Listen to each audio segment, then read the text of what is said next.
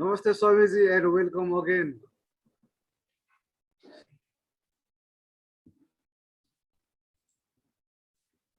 So we are going to continue where we left last time, and we were at the Ranch Swamiji, and we want to know that when Osho was in silence for 3 years, how did he walked in unseen way.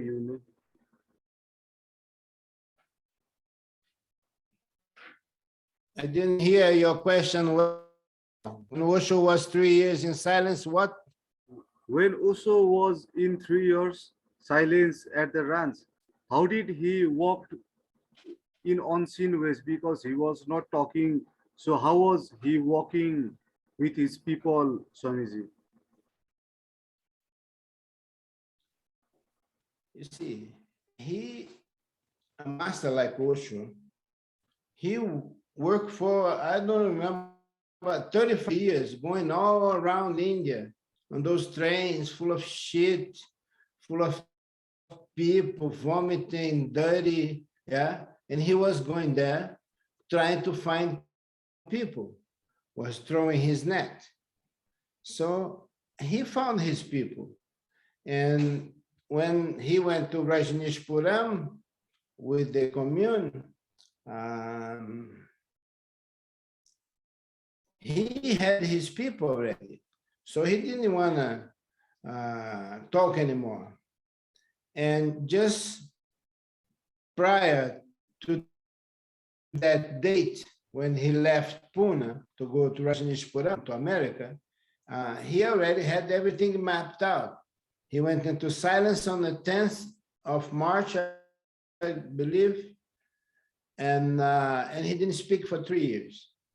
But he didn't speak to the masses.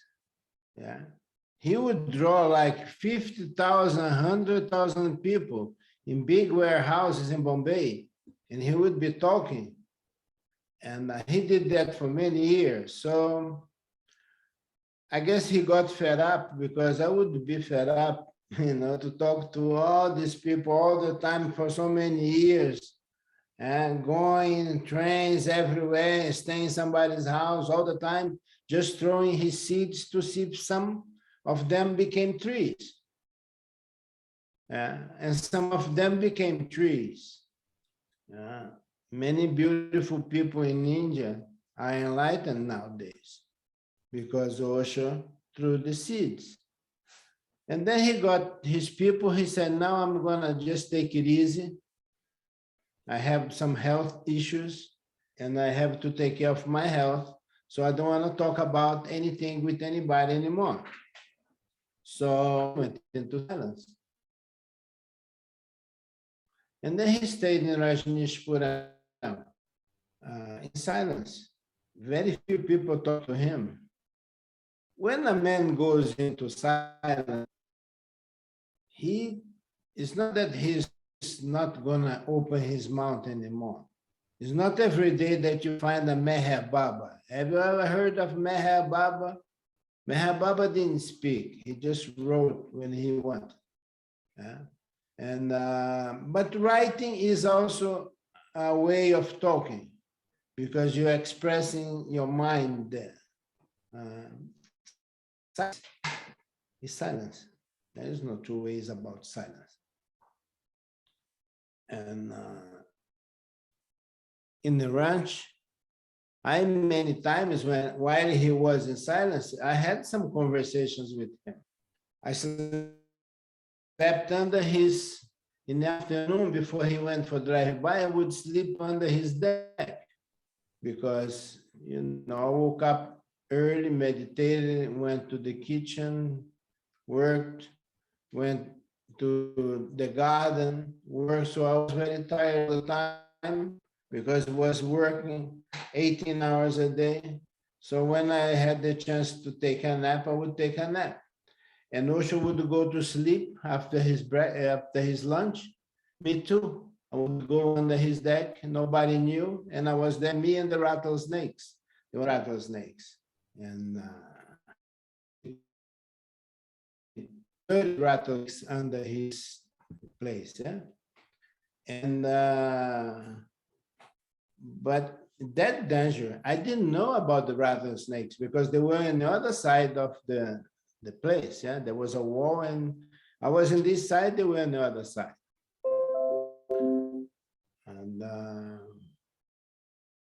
And I slept there. And of course, he knew that I was there or somebody was there. And he never complained. And I would always be waiting for Vivek to come and say, hey, the old man, then to get away. He never did. He actually called me more and more within his surroundings. And so we talked. We had conversations about the garden, about the rocks, about Kashmir, about the bamboos. He was very interested in his sannyasis, but you have to make sure that you knock in his door. Everybody saying, no, the master will, when the master, he will call, sure he will call you. But you have to do your part too. You have to say, hey man, wait, please, give me a chance. And most of the people are very shy about this. But you gotta go where the master is and say, hey, I want to be with you. Doesn't matter what, I'm here. And I want to be a channel for this energy. So do your best. I'm here.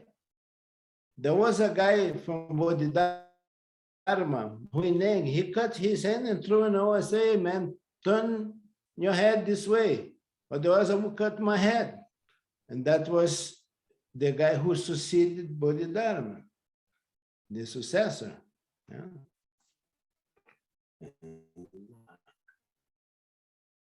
Bodhidharma to turn. And this is a good lesson for every disciple around the world. You have to make the master turn. How you do that? Then you have to have the art to not interfering, not pushing, but pushing. Not just waiting, but really waiting and creating the moment, because it's like the master. In my case, I can say, the master saw that I wanted that energy that he had. I want to be like that. And even a little bit, with a bit of improvement, because, he was older than me. I'm a new generation, so I will add something to that wisdom. So he had a commune, and the commune, everybody would work in the commune, and he was pumping his energy into that commune.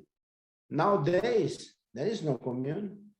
So every work that we do is in the middle of society, in the world, in the big world, where politics it's peak now everywhere in the world.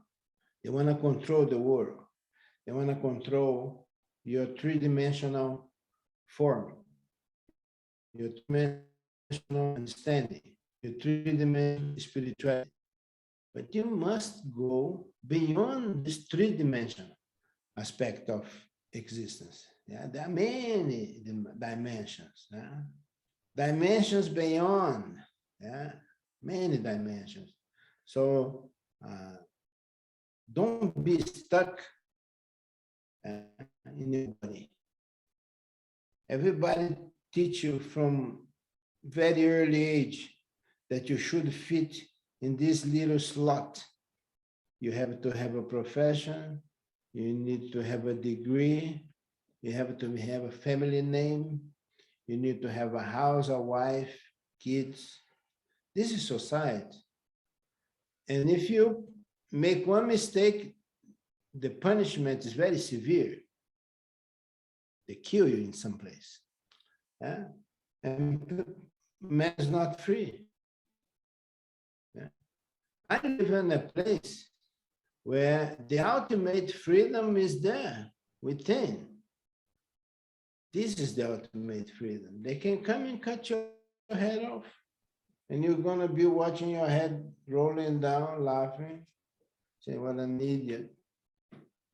Cut my head for what? I could help. I am still here to help." Yeah. But this is how they do. They go and they put the bow and arrows to shoot the arrows, boom, the guns to fire, cannons, jet fighters, just to kill one Buddha. Such a waste of time.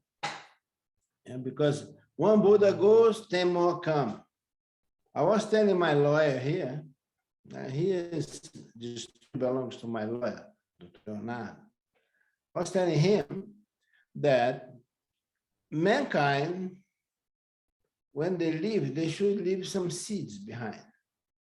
Seeds of wisdom, seeds of understanding, of love, of devotion, seeds of something divine that can flower and bring fragrance to the planet. We will need many flowers now, and we need these flowers to have the fragrance blown all over the planet. People are very stuck, very stuck. The Indian society, India, Nepal, Pakistan, Arabia, China, they all stuck. These are the oldest civilizations in the planet. The remains of Atlantis and Pangaea, India, Egypt. That Sphinx that they have there in Egypt, it is much older than the pyramids. What was there before? There was a sea in there. There was an ocean in there. Right now, where I am standing is 1,600 meters above sea level. It's the highest plateau in Brazil. And this here was already ocean 3 times. It was ocean billions of years ago. It was ocean here. You can find fish over here, and big fishes like this. Over here in the rivers around Chapada. Yeah? So man doesn't know anything. Man is so new. And they think that they are so powerful. Yeah. Doesn't matter if you are president of the planet. They want to now make a president for the planet. It's not just one nation, each nation has a president. No, it's a conglomerate of politicians that will choose one global chief. If this global chief would meditate, it would be great. And now work here is to bring meditation to these kind of people. To the army. Army is very good. If you can go do the army and do meditations in the army, it's very good because they are very disciplined. And they are very stuck. And they are very willing to learn something new. And you have to start with the top politicians, and then you make meditations, dynamic meditation in army base. Nobody want to go to war. If you do dynamic, 6 o'clock in the morning, thousands of soldiers, who. Yeah, if you do dynamic meditation, 6 o'clock in the morning, by 8 o'clock, you just want to relax and sit down and do some work, but not go shooting somebody, because this idea that people have about violence is because they are violent at home. Right when they're born, they start, you are this, you are that, you're going to be this, you're going to be that. No, don't do this. No, do that, because the neighbor will say that you're a good guy. I say, fuck the neighbor. Love him too, but fuck them too. Yeah, if they don't want to hear, that's the problem. Yeah. I like Osho's spirit of the rebellious spirit, because he would tell the people how it is, as it is. He would call a spade a spade. He wouldn't just be there, you know. Mahavira has a great saying, Buddha also, but they didn't have the zest to go and hit this politician where it hurts. Yeah. So much so that Gautam Buddha had many royalty in his commune. Sariputra, Mahakashyapa, all these people were great royalties, yeah. And one of his famous guy, Gautam Buddha's famous guy, is a very interesting. The guy already killed 99 people. I forgot his name. He had a chain here, a mala, I guess with 99 fingers. I don't remember, but His name was Onglimar. Onglimar. Angulimala. Angulimala, yes. So Angulimala already killed 99.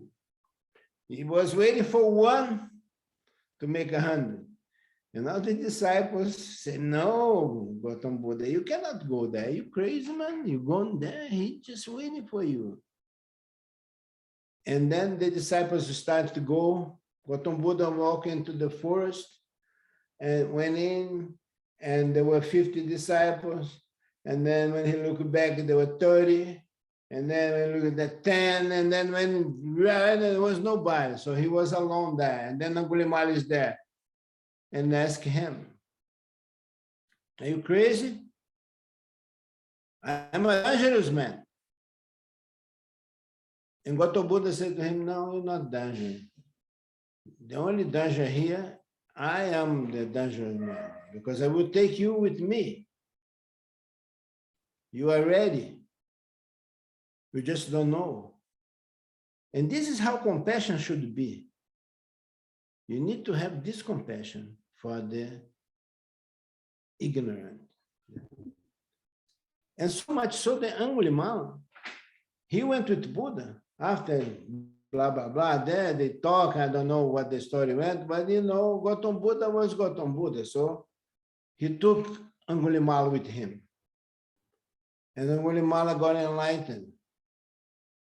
When he jumped, I guess the story, I don't remember exactly the detail. I guess he jumped a wall or something. When he went on the ground, boom, enlightenment. You see, if you are humble man, you need to first, before you being humble, you're gonna have to taste arrogance. Because unless you know what arrogance is, you'll never be able to understand what humbleness is. And someone who understands how to be humble in front of this whole miracle of existence, he will never be again arrogant. Yeah? He understood. And then he's not arrogant or humble. He is a third,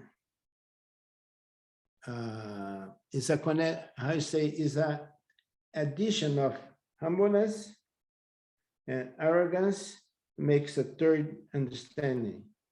And if you go into meditation, you come to Turiya, the fourth principle. And people need to go there. And our story here in the planet, playing music and creating all this chaos where we go, sannyasis, because we are chaotic people. Wherever sannyasis go, 3 sannyasis can start a parade. A parade will start a congress. A congress will start a nation. Yeah? And we have to unite the sannyasis because they're so beautiful. People are so beautiful. And so your question was, what Osho did? He Osho just had when he was in silence, he just had a great time. They had nice house to live, beautiful garden, good food. Yeah, he was recovering from 35 years talking, throwing his net in the empty seas, no fish coming. So much so that you can count in the two hands the enlightened people, maybe not even in the 10 hands. Yeah, you can. He spoke for 35 years around India, from north to south, east, west, everywhere he spoke. And in the end, he maybe had 5 enlightened disciples. Yeah. And this is already a big number, 5. Yeah. Because Matsu had 2 disciples, Bodhidharma had 3 disciples, and only 1 got enlightened. Gautam Buddha was the one who had most enlightened people.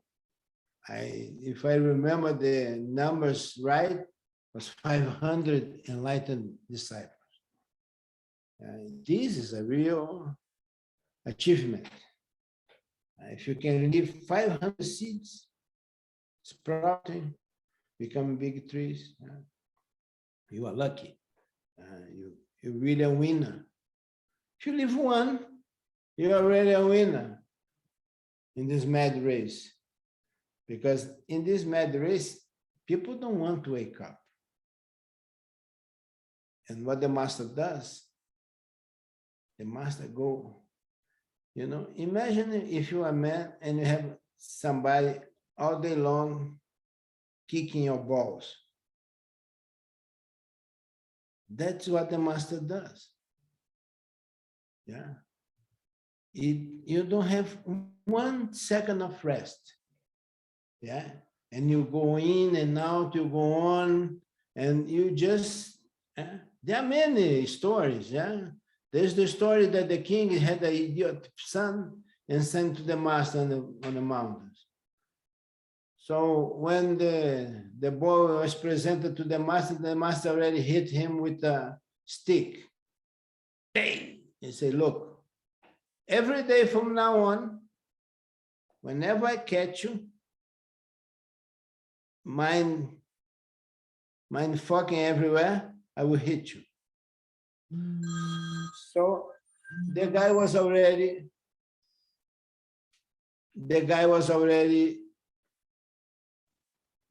all bruised, blue and black all over. Yeah. And then when the master would move in his cot in the other room, he said, hey, old man, don't come. I know you're already coming. So I'm aware. So, and then the master, when that happened, the master came and said, okay, you learned the lesson with the wood stick. Now, this is a metal stick. It's a real sword. Touch it. It cuts. I will cut you to pieces whenever I catch you sleeping. Yeah. And this is a real difficult situation. You're in a place enclosed, you have to go to sleep sometime. Sometimes you forget. And the guy was there, bang.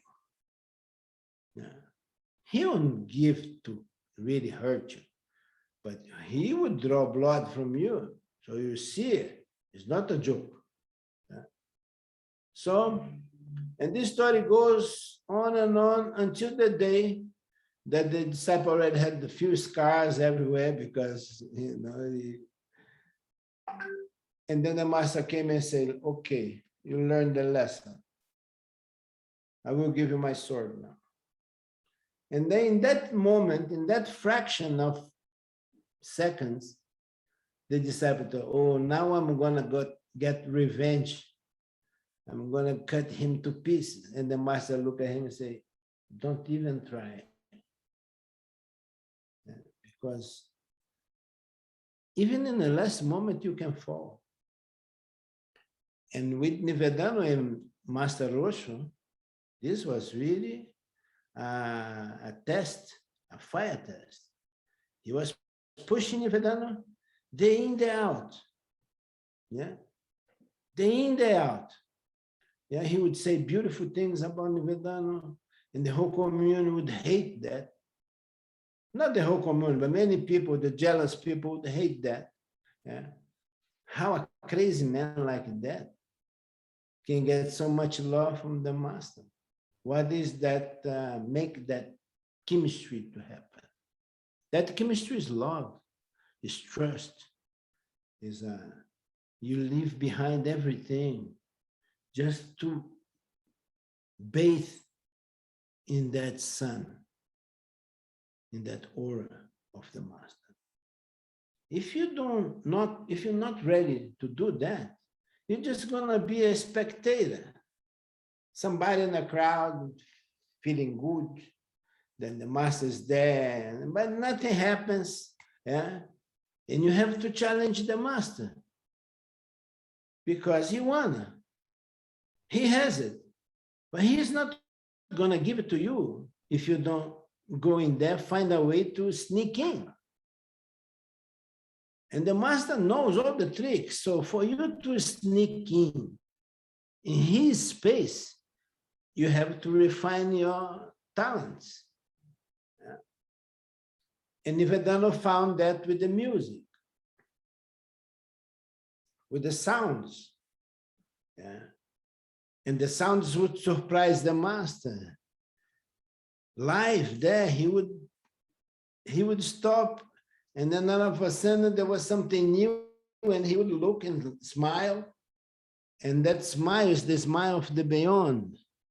If you can get the master to laugh, yeah, this is a great achievement in the spiritual evolution. If there is enough talent in you to poke the master on the right spot and make him laugh and make him say something nice, it's a very unique situation.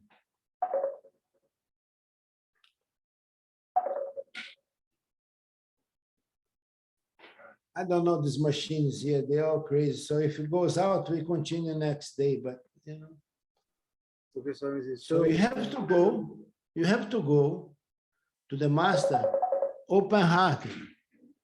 Dr. Leonardo. You have to go to the master open-hearted, without knowing anything, not planning.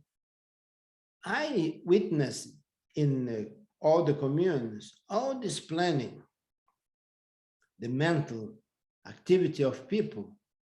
And if this mental is creative and realize something beautiful, it's positive. But when this mind is just destructive, yeah, like Sheila, like Vidya, like all those women in the ranch, they were really destroying people, yeah, and somehow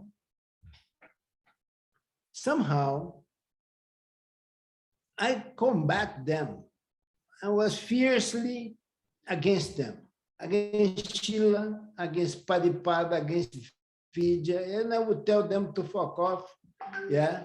And when the master found out, the master called me near him, more closer to him, yeah, and he didn't allow those bitches, yeah, I'm sorry to say this, but they were the worst kind of people that I met on the planet. Yeah.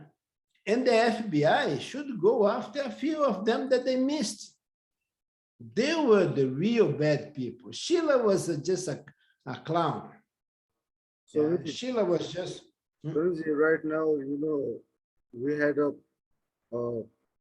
way of this interview, but I want to ask in between, now because Sheila is getting so famous and she is getting the limelight now out of nowhere.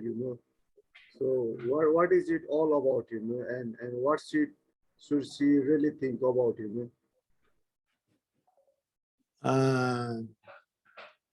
Sheila is a business lady, a businesswoman.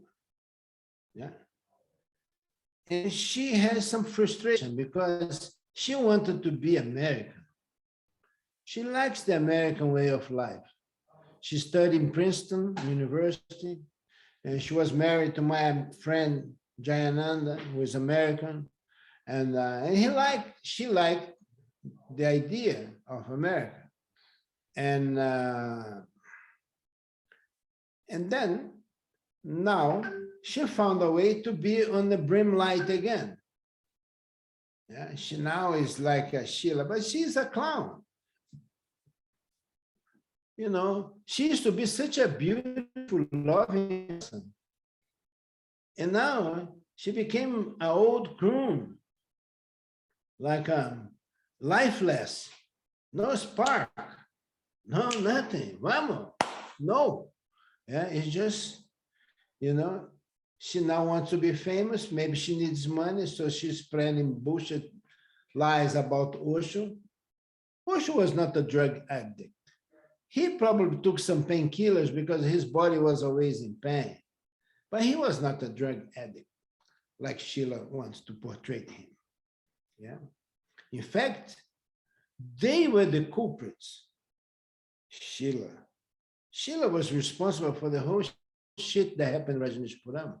Not Osho, not Bhagwan Sri Rajneesh. No.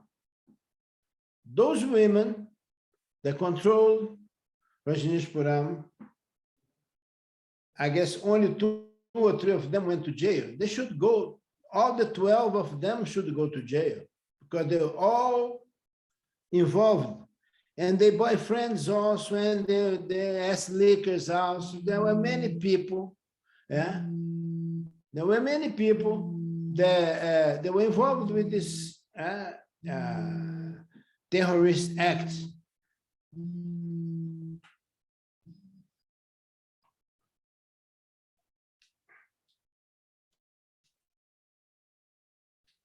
There were many people that were involved with this whole planning.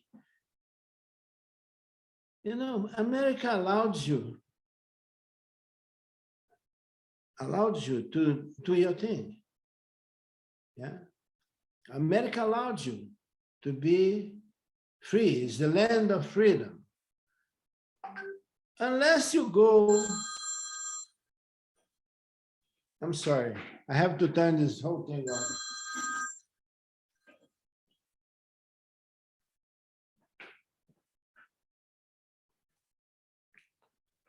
Okay, so unless if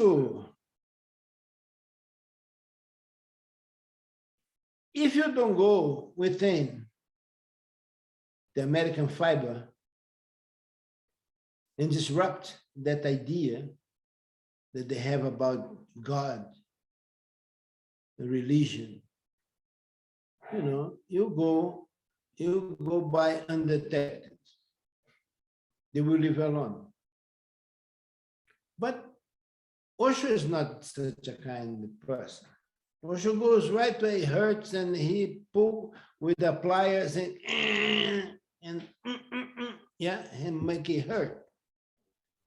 1990 Rolls Royce, he hurt deeply in the American society.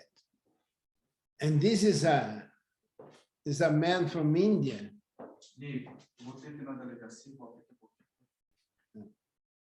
This is a man from India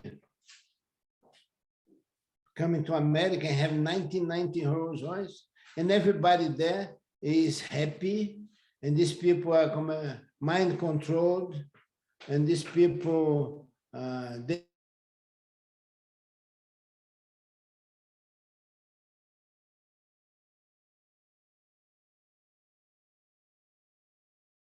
the first shift started at 6.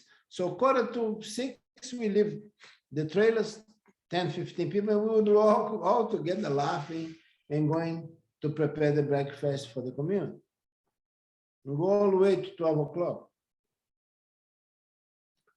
This place, Madalena, I'm going to change the subject because we're talking about Shiva. This place, Madalena, was a very special place because in that place, there were many people, they were enlightened. Maitreya, Taru, Narayan, Gajar Baba, and other people, they were on the way to get enlightened. And we all sat and cut vegetables and enjoyed. And because at one point I did a mistake, I was in Osho's garden, and they took me from Osho's garden and put me in the garbage. And then I closed my eyes and I stayed with the eyes closed for 1 year. I never saw anybody anymore.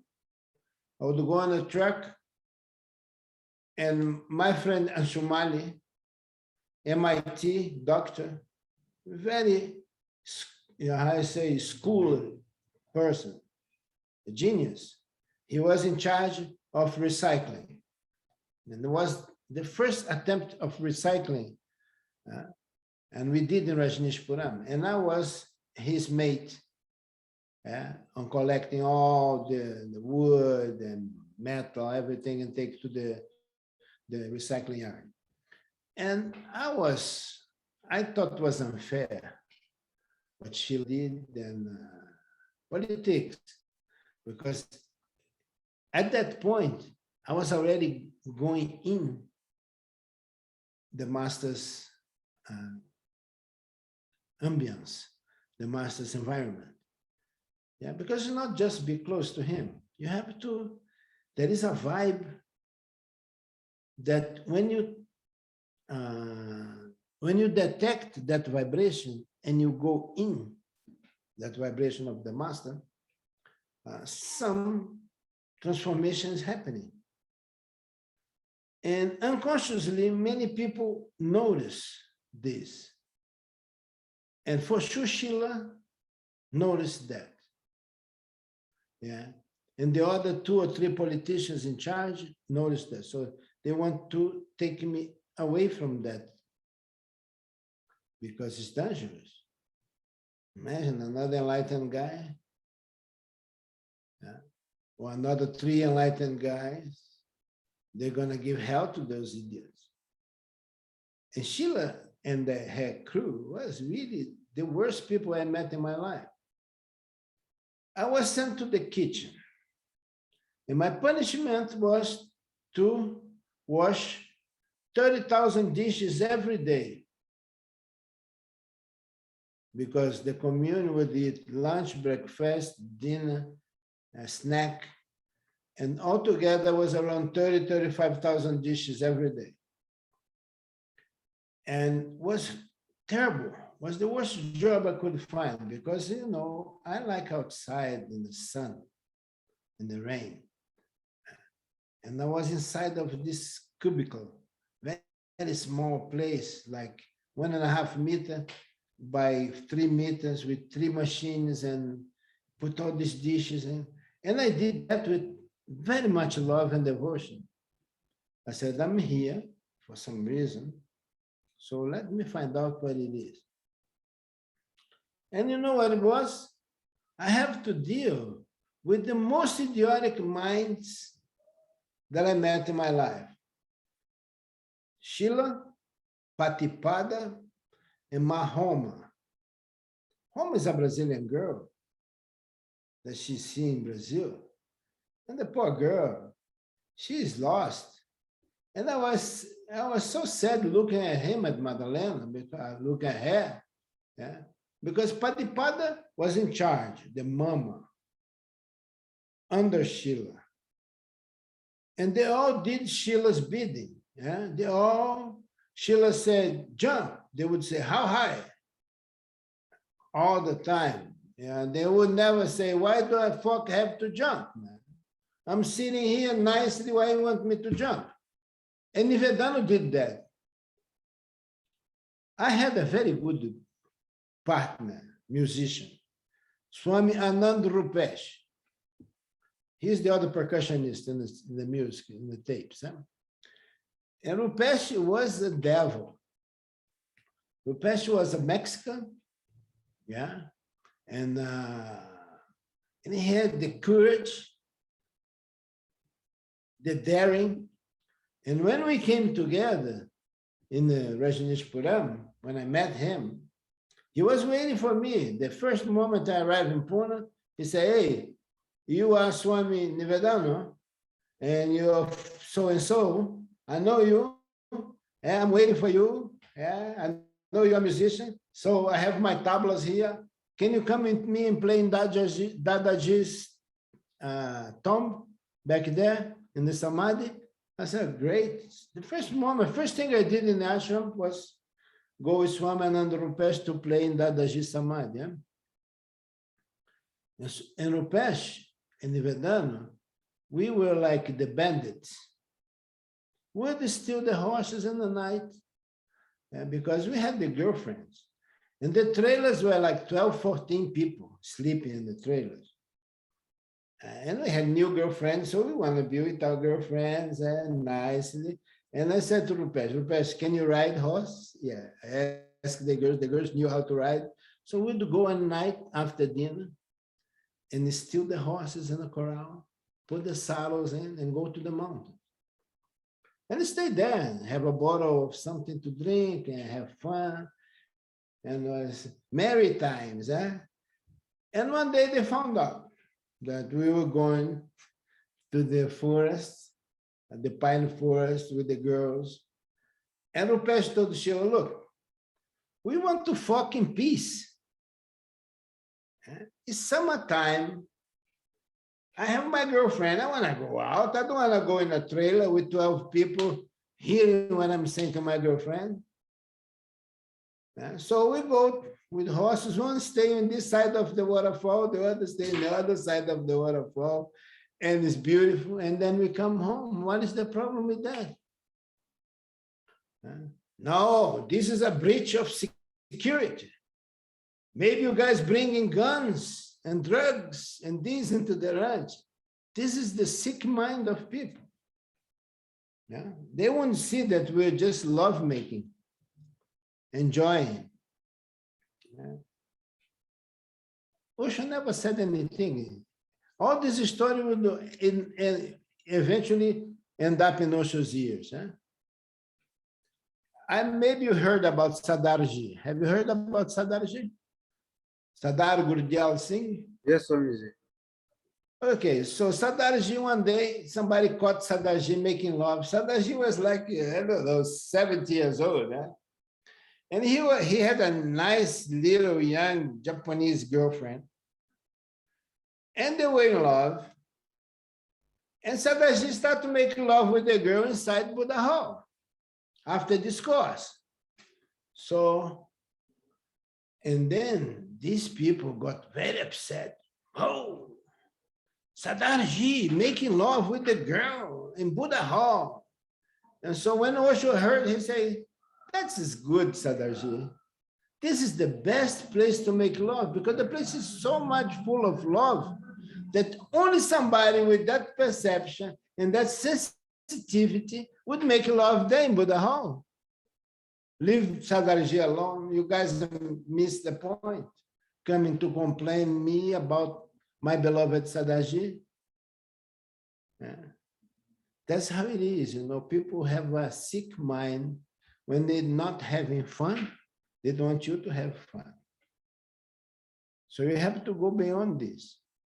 Nevertheless, whatever you do, make with love, make with the quality of consciousness, and then you'll be okay. You don't have to do anything special in life. I see many people there wanting to be enlightened.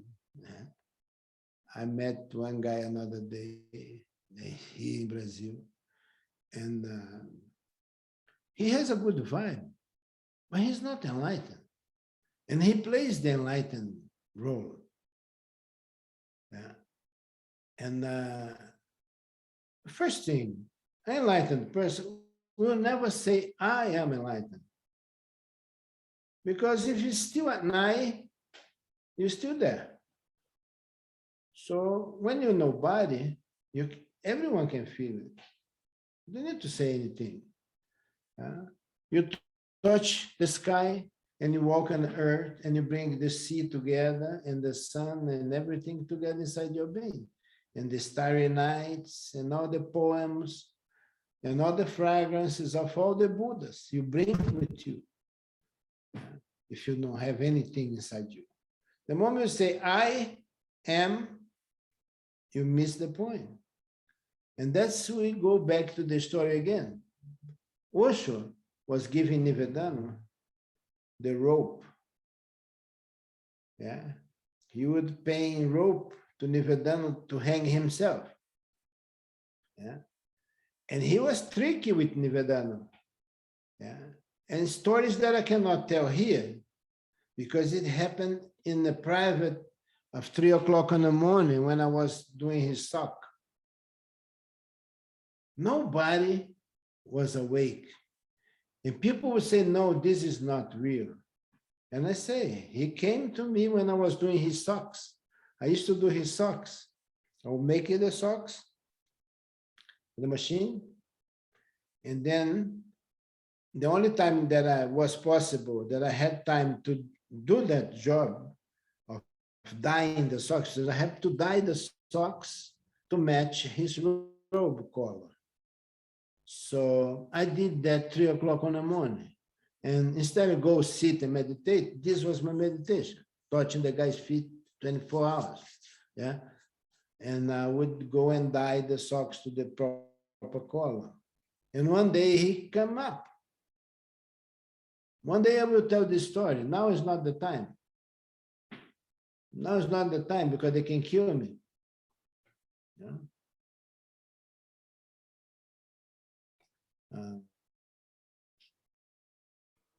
Swamiji, If you so, understand, so Swamiji, can I ask you another question? Now I had also read about that. You were in the sewing room, with Guy and Ma and others, with Swami Ashish. So how was the experience at the sewing room, and what did you made? you see, the sewing room was a very refined energy place. Because first, the people that were working there, they were devotees. They were not disciples, they were devotees. Yeah? And they work non-stop. Yeah? Day in, day out, long hours, making hats. This hat is from him. Yeah? I have many cloths from his clothes, the inside of his robes that when we went to India, Gayan took it apart, the robes, and he would not use it again.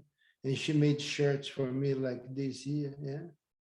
And I'm full of these things from the master because, I love him.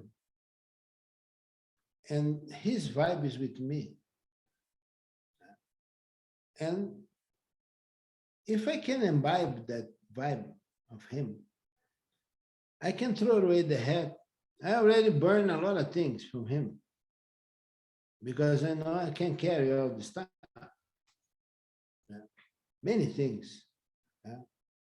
The mattress where he died, yeah, was a foam, and the foam had a hole where the hip would go because he was in such pain. So Gaia had to make a bed for him.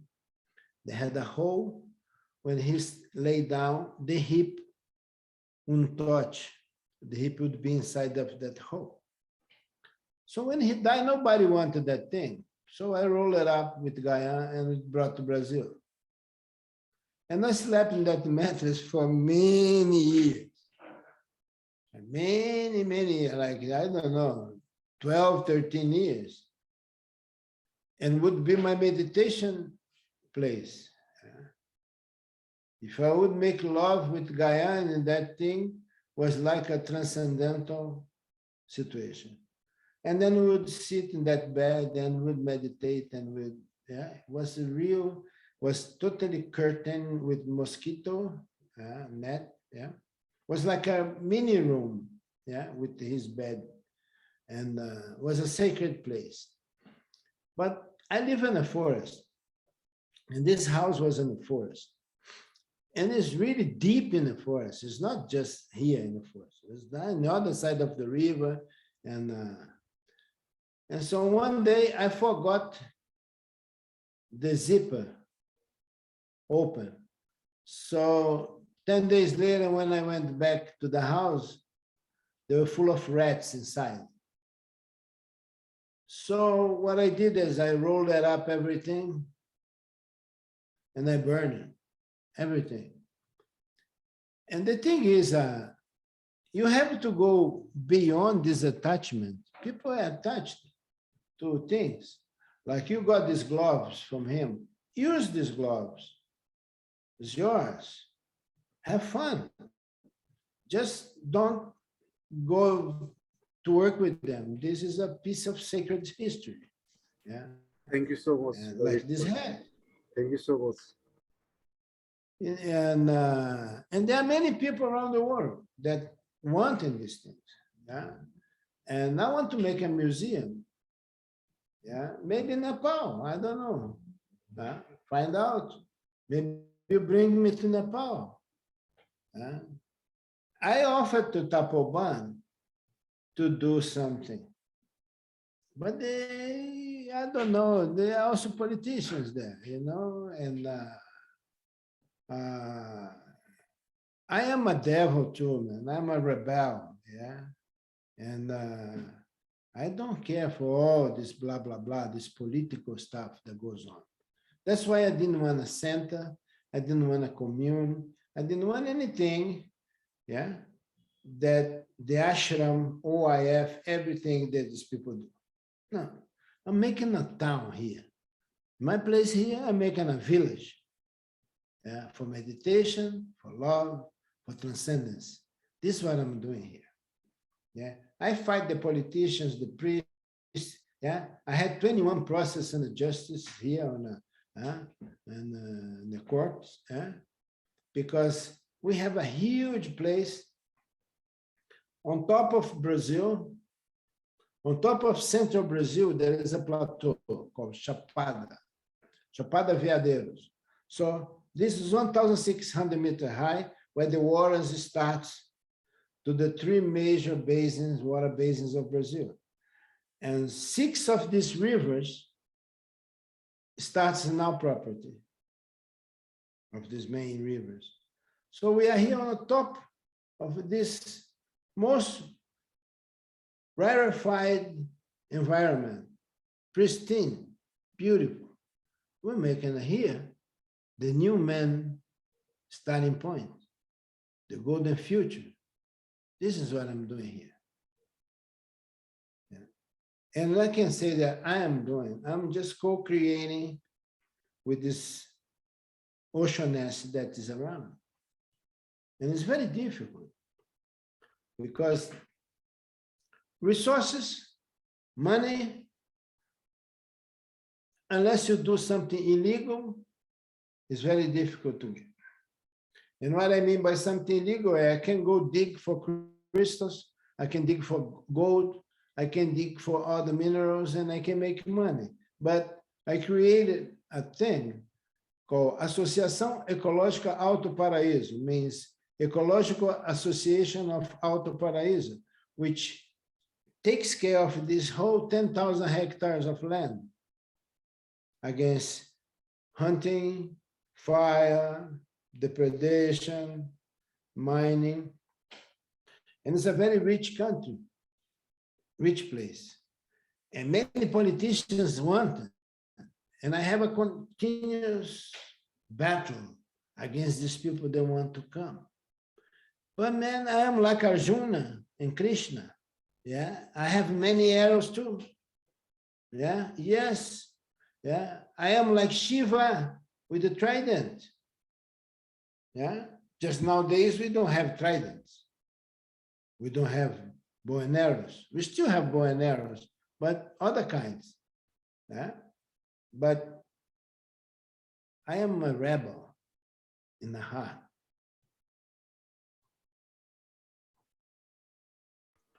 So I don't know what to say, because we had we had prepared this, and now I don't want to follow this, because I'm so in the moment and I'm feeling the questions are keeping me confined, I don't know what to do. So look, let's do one thing. How long have we been talking now? How long? I don't know, Swamiji, because the time is not showing here how long we are talking. So you ask one more question, and then we next week we do the rest. I don't know what to say, what to ask, one question, because I have so many things to ask and talk with you. So, where's Swamiji? Swamiji, so let's not make it one question, let's make it two, three questions, okay? Swamiji, can you share some of your very intimate moments with Osho and some of and what were his guidelines to you, and your personal moment with Osho, with our master? Tell you one thing that happened in Pune 1, and it was the very first intimate. After I arrived in Pune, 1 month later, the people were invited to go to America with, and Krishna, Yoga Krishna, Mayashu, and Swami Govindas were the three musicians that would go with Osho, with Bhagwan. Huh? And then I said, I saw these people laughing all the time. And I asked my friend Rupesh. Rupesh was the biggest gossiper in the community. If you want something to spread, tell Rupesh. If you want to find out something, Rupesh, come here. So whatever, he was like a magnet for the gossip. Yeah? He knew everything. Yeah? And so I said, Rupesh, why are these people laughing so much, man? And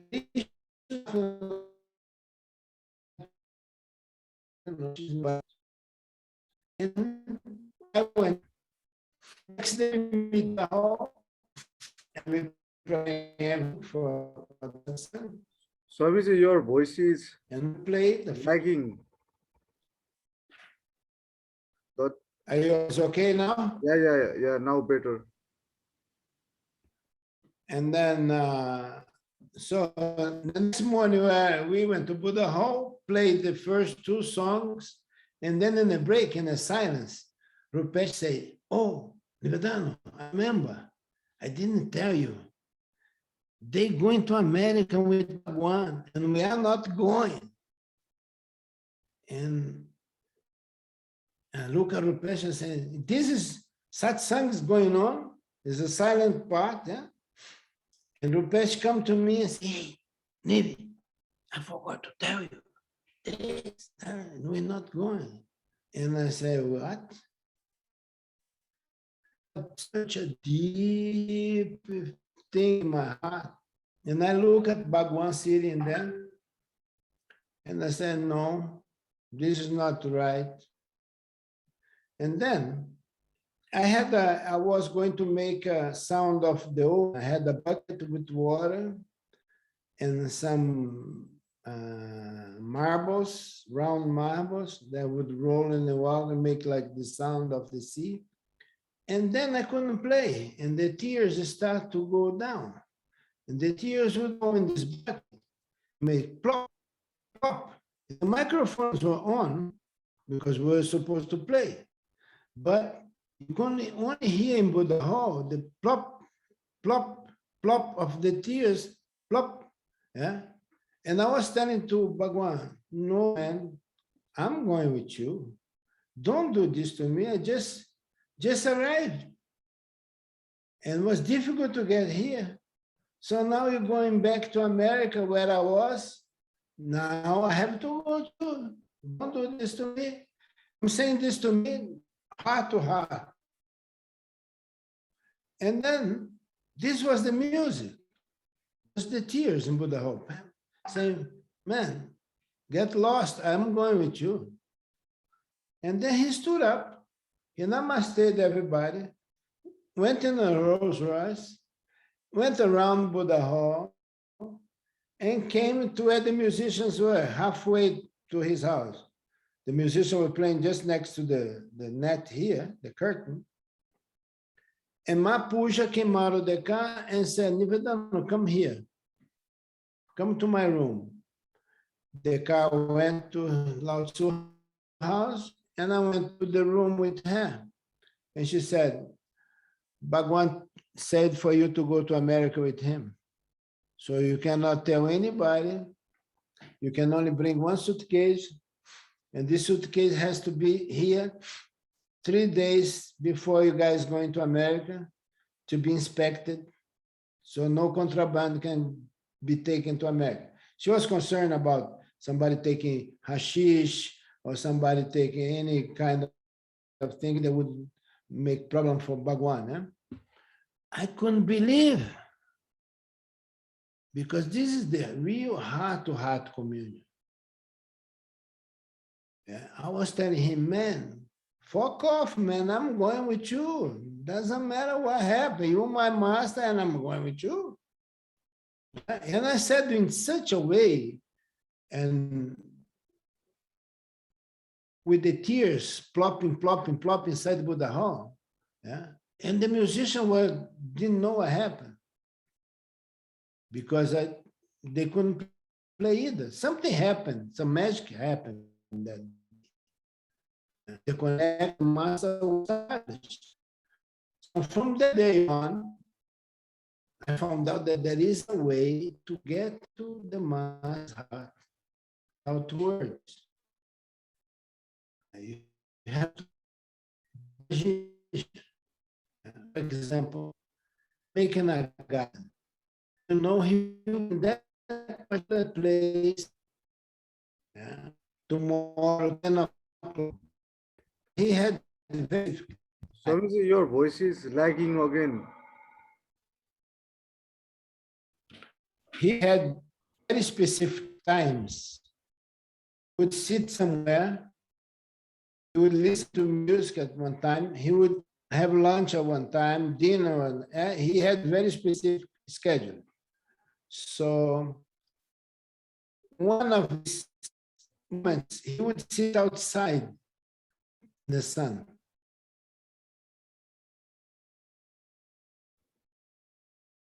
Swamiji's network has been got. Brazil is again having heavy rainfall, and I think because of that we had lost Swamiji. We'll wait for some moment.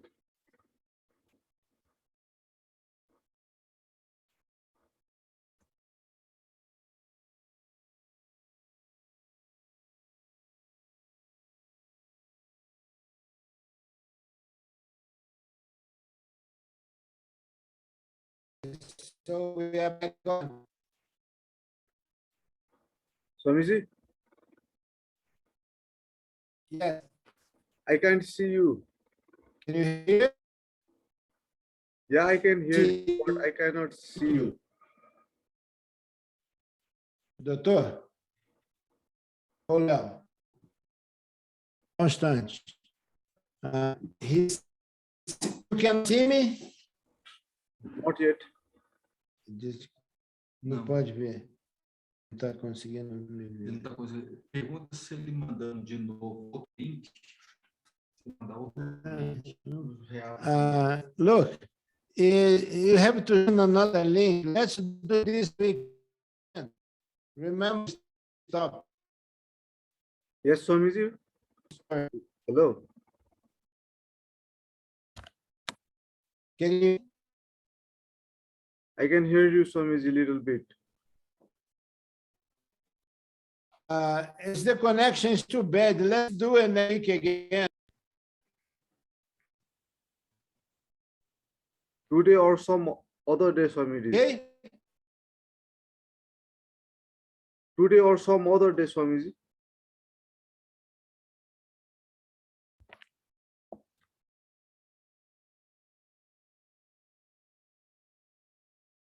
I think Swamiji will join again.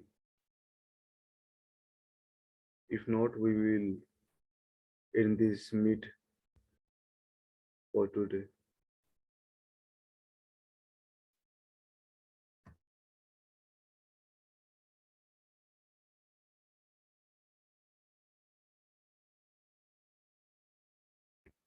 Hello, Swamiji. Yes. I can hear you.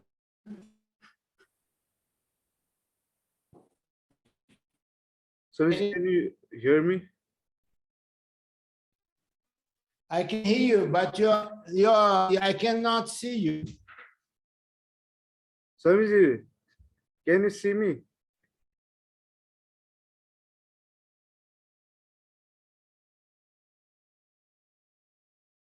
Hello.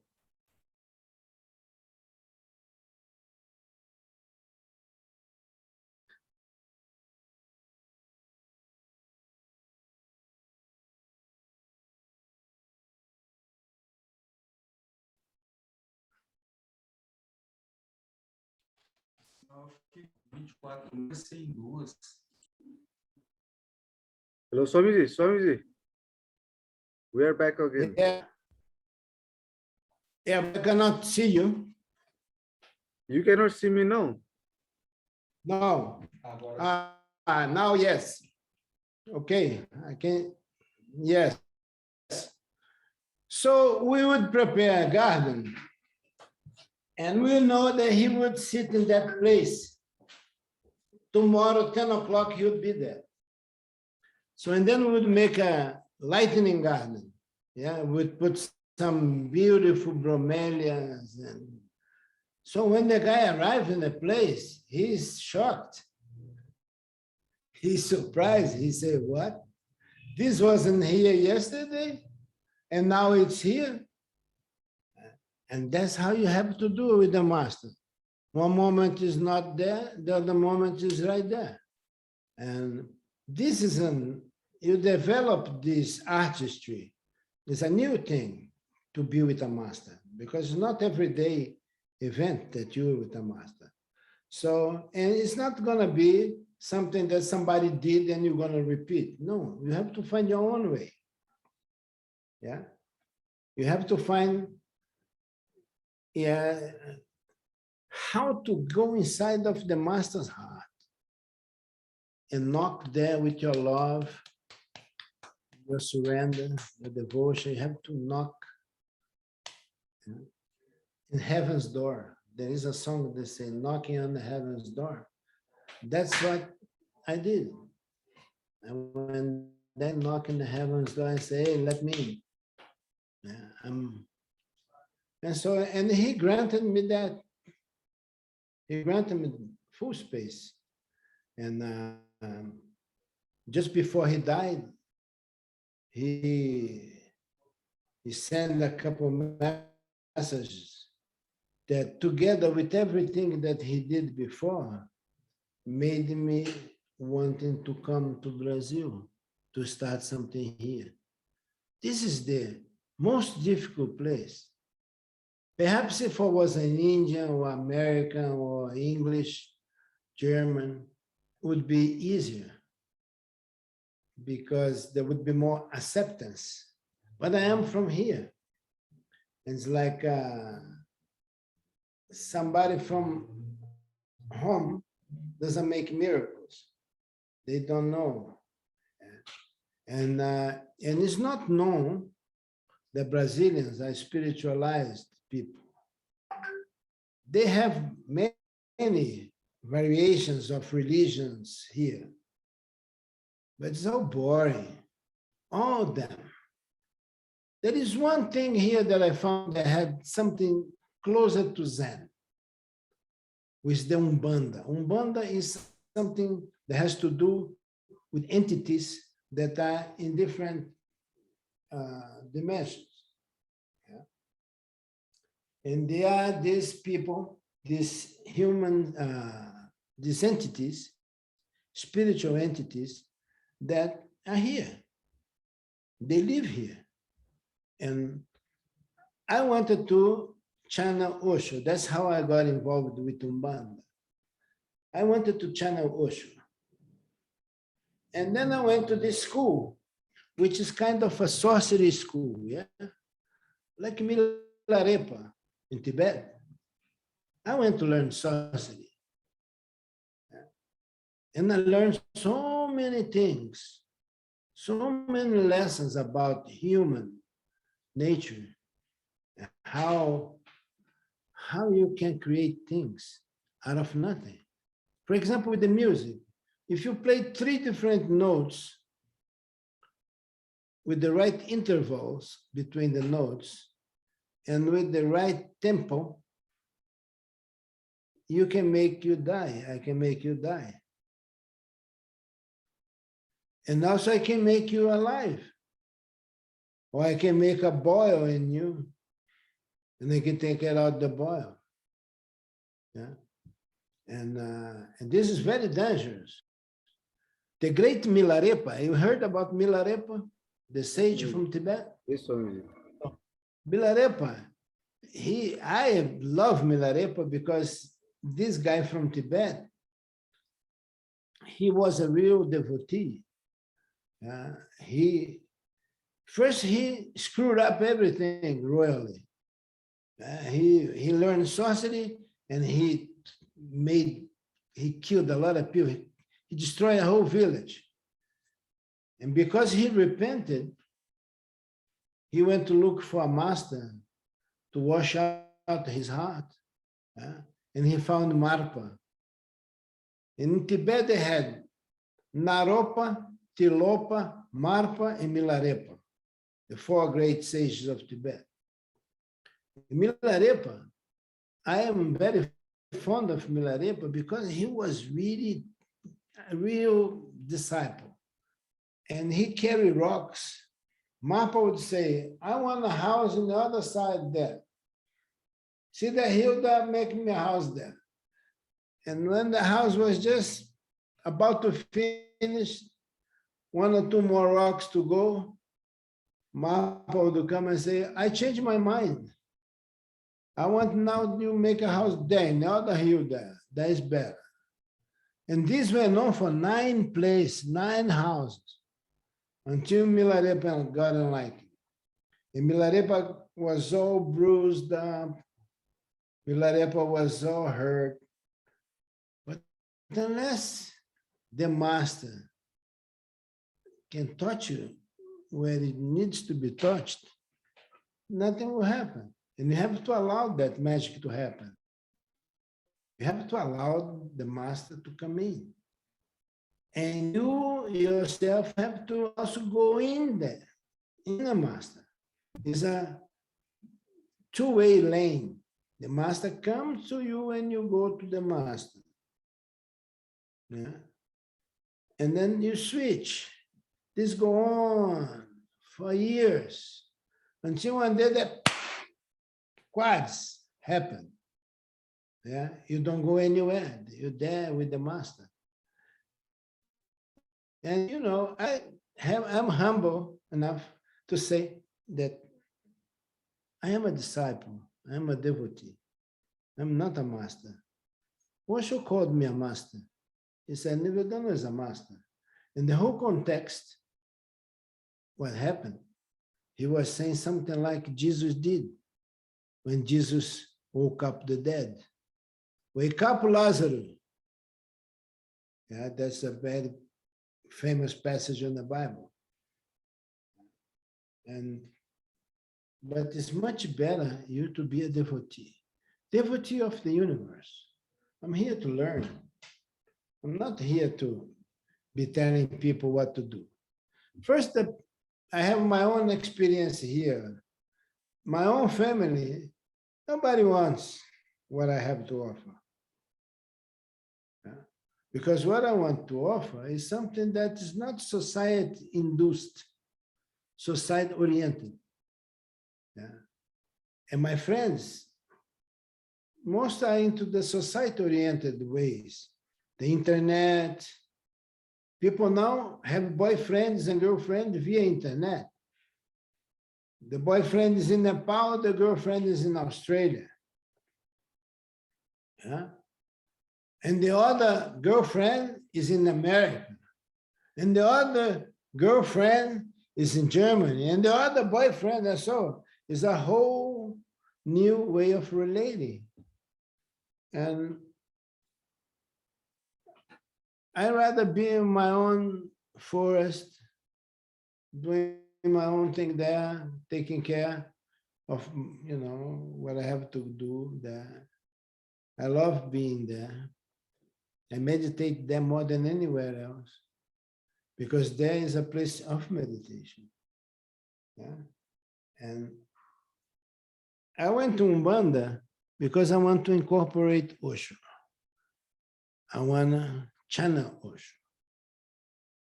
And then I learned all the ways to incorporate, to allow, to make a passage for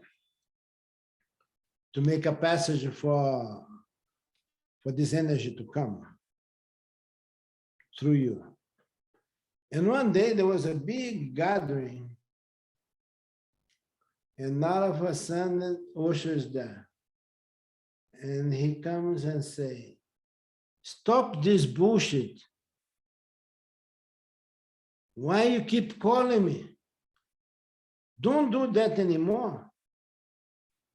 I'm done. I'm finished with this thing. I gave to you. I gave you the pass. Do it yourself. Get lost. Don't call me again. He really scolded me because I was trying to bring that energy into my understanding, into my consciousness. And it was such a strong desire, let's say like this, because something, when Osho died, wasn't complete. And I had to come to Brazil to complete it. I completed that whole thing here, doing what I'm doing. Because that was the master's degree. Here is the doctor's degree, PhD on humanity. Because you have to deal with so much bullshit, so much crap of this whole world. Yeah? Deal with judges, politicians, bankers. We have the biggest natural reserve of Brazil here. And this is in the eye of everybody in the world. And people are pushing into us. And I don't have the means to support this as it should be done. I need billions of dollars to make this here flow. And this phone that's ringing here is the banker. Yeah, it's the banker. But Osho's talk is more important than the banker. You understand? So let's stop for today and we'll do it next week again. Okay, Swamiji. Okay? Okay. Namaste. Thank you so much, Swamiji. Thank you.